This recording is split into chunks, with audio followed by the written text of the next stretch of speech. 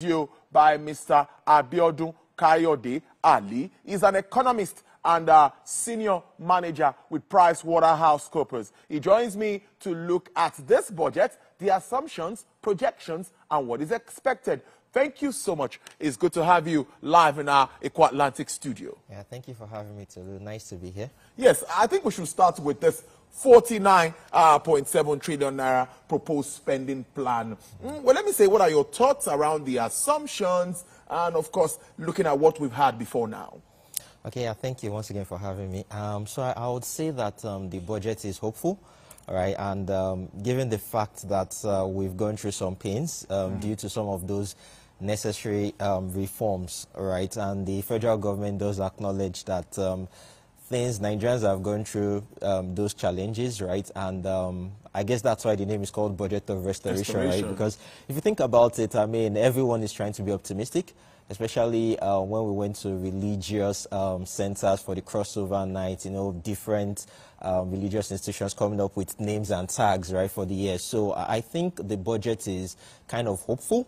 Right, in terms of the amount that is being spent in Naira terms, definitely the highest in our history. Yes, it is. Right, but from a dollar perspective, it is higher than 2023, slightly higher than 2023, but slightly lower than 2022 because of the exchange rate. If you consider the fact that we devalued right since June 2023, so what I think is that I think it's actually helpful. Given the fact that we are still going to be spending on those priority sectors like defense and security, which will help address most of the issues with farming, right, food security, especially in the food-producing regions. I think to a large extent that does make a lot of sense, as well as the increase in investment in infrastructure as well. That will go a long way in creating a multiplier effect, right, especially when it comes to critical infrastructure. But I think some of the concerns that we do have is that of something like the debt servicing, right? Yeah. So the debt servicing is from that budget is quite higher than the capital expenditure as well as the recurrent expenditure, and that gives some concerns, right? So if you ask me, for instance, I would want to put it out there that as much as possible, even if we have to borrow, we borrow for things that will help us, right, in generating more revenue in the future, will help us expand as a country, right?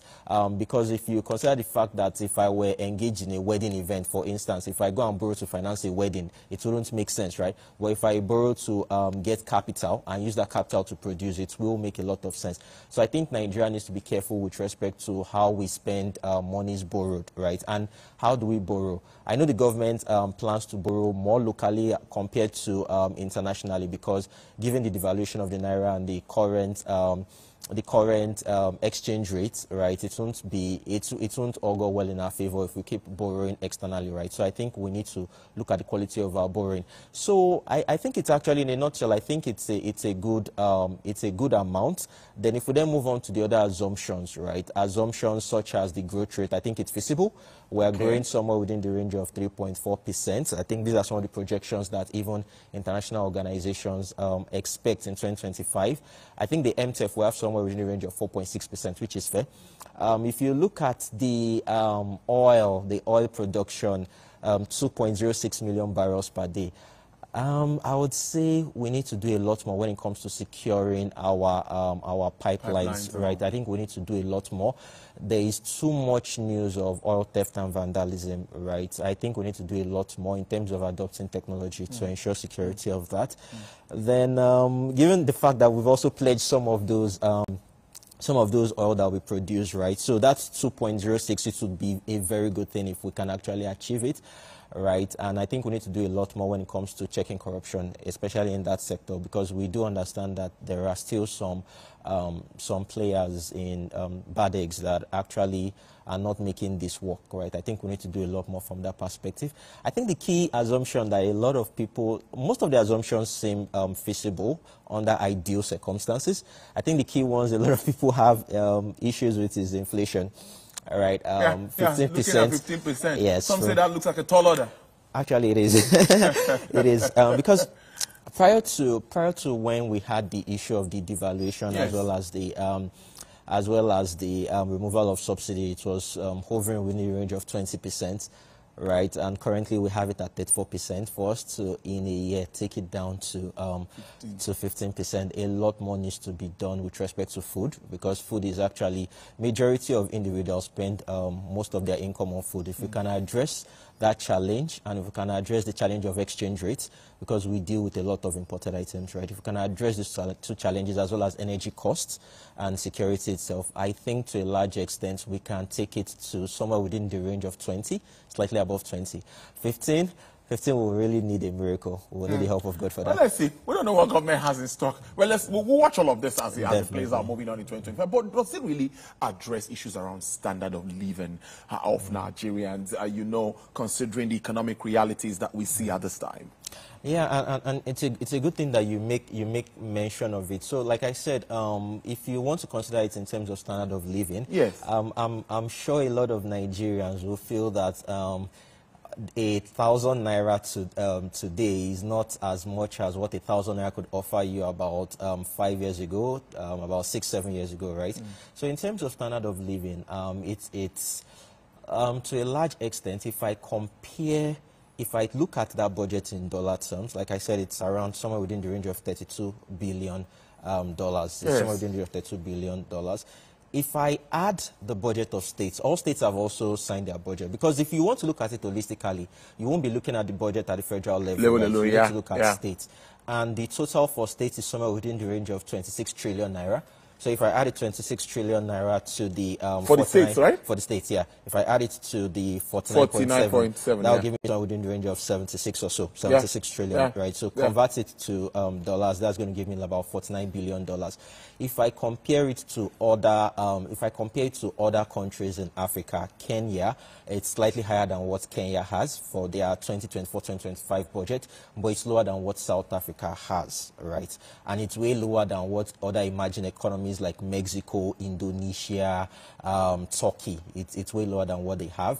Then if you then look at it in terms of on a per capita basis, because Nigeria's population is way higher than these countries I've mentioned, Turkey, Indonesia, Mexico, South Africa, and Kenya, our budget per capita is lower than what these other countries have. So that simply means that the amount that we are spending on each individual in Nigeria is way lower than these other countries. So from that perspective, it doesn't look like our fortunes are better comparatively, right? It doesn't look like our fortunes are better. So that's why it's very essential that as much as possible, the monies are spent on things that would have a kind of multiplier effect on the lifestyle of people. So you are looking at infrastructures that go a long way in helping public goods that go a long way in helping the society in terms of welfare.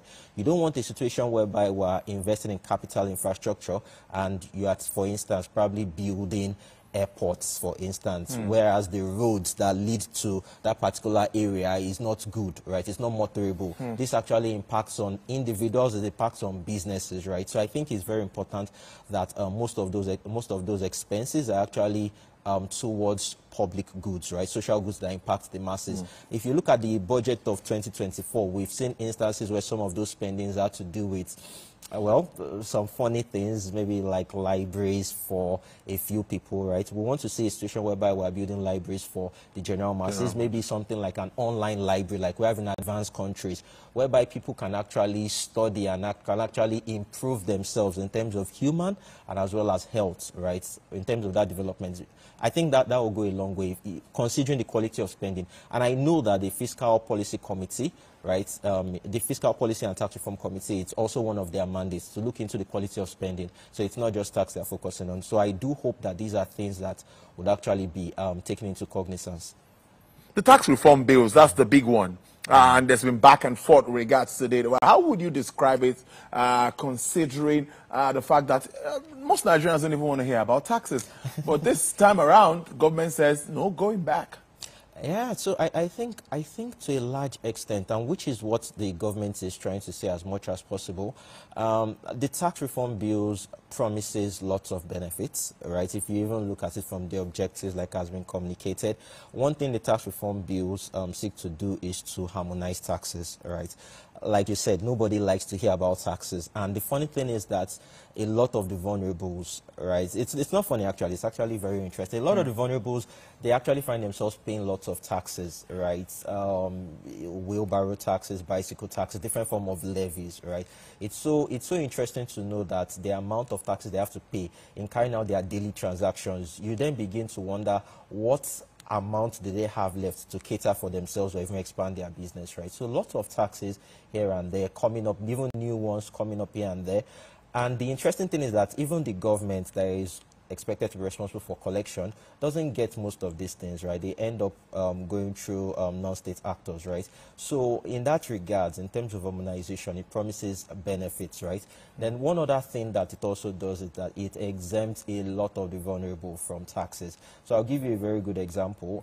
From a personal income tax perspective, right? For those who are earning around 83,000 naira per month, you won't be expected to pay taxes, right?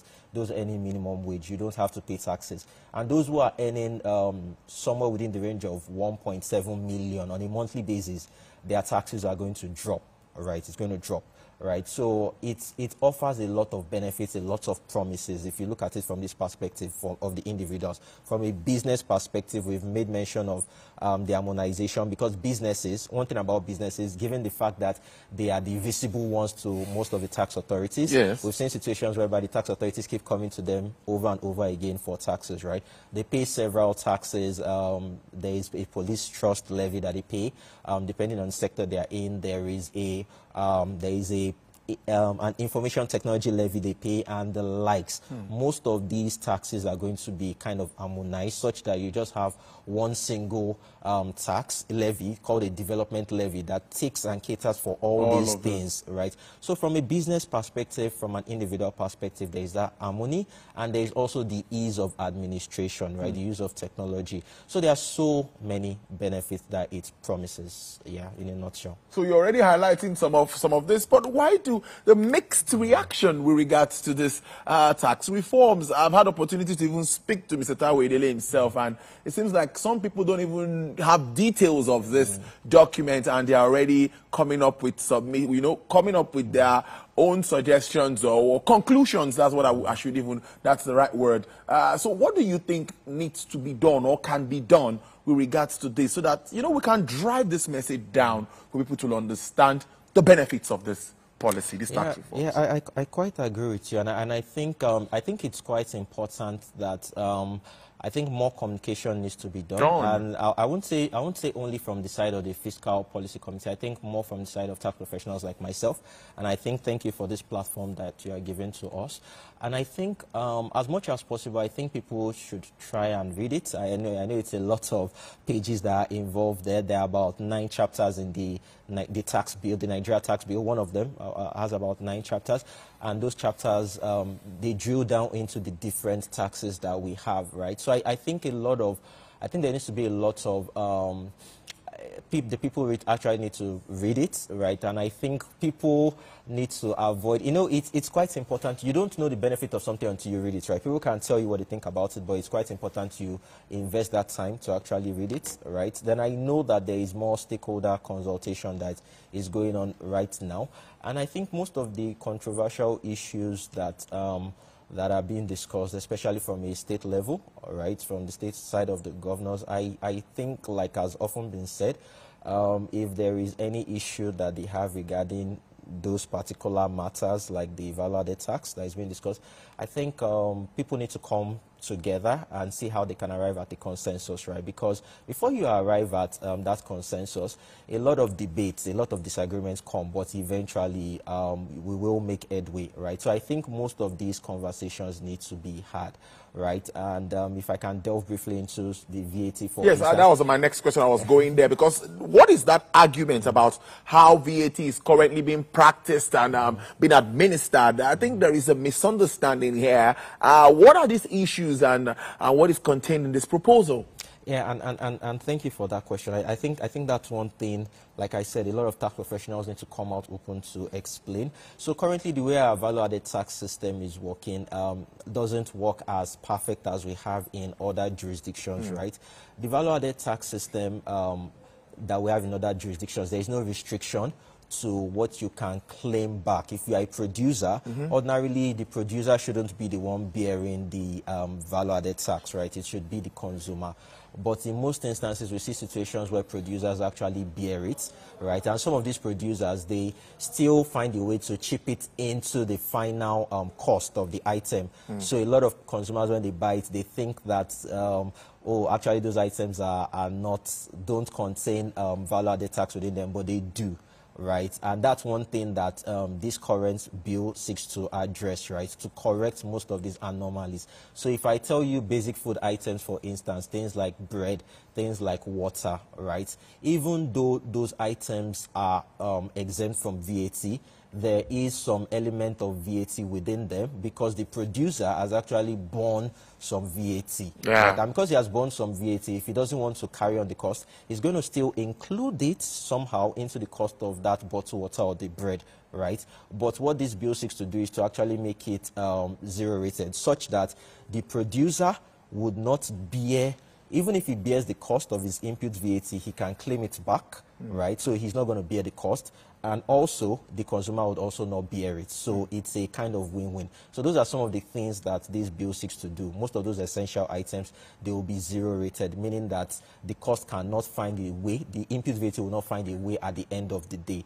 That's one thing. Then also services, right? There are some services, according to our current value-added tax laws, if you incur services, right, you can't claim an input VAT on services, but this new bill seeks to allow you to be able to claim input VAT on services, meaning that you would also have a reduced cost on the final output produced by the producer. So these are some of the things that you couldn't enjoy before, and overhead expenses, right? So these are some of the things that will be corrected. Then, like the chairman has said, most of the items, right? Most of the items that are being consumed by the vulnerable, they are items that most of them will be zero-rated, meaning that their cost ordinarily, if you look at it, if by the time this bill becomes a law, their cost ordinarily would come down, right, from the point of view of the producer. So that is one thing that is going to happen. Then I think the controversial one that most of the states have to do with the sharing formula. Yeah. And to some extent, it's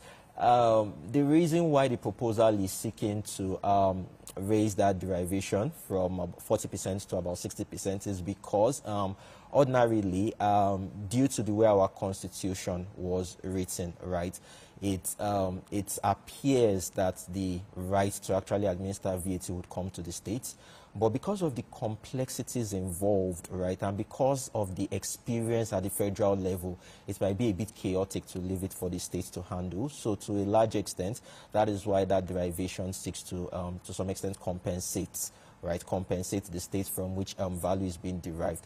Then also to correct what is referred to as the headquarter effect, whereby companies that are remitting the VAT, they are doing that based on where their headquarters are being located. So the proposed tax bill seems to correct it to show places where the consumption actually takes place, right? So that then means that most of these items, even if they are consumed in places where those companies don't have their headquarters, to some extent there will be an allocation to those states, right? So it's almost like a win-win.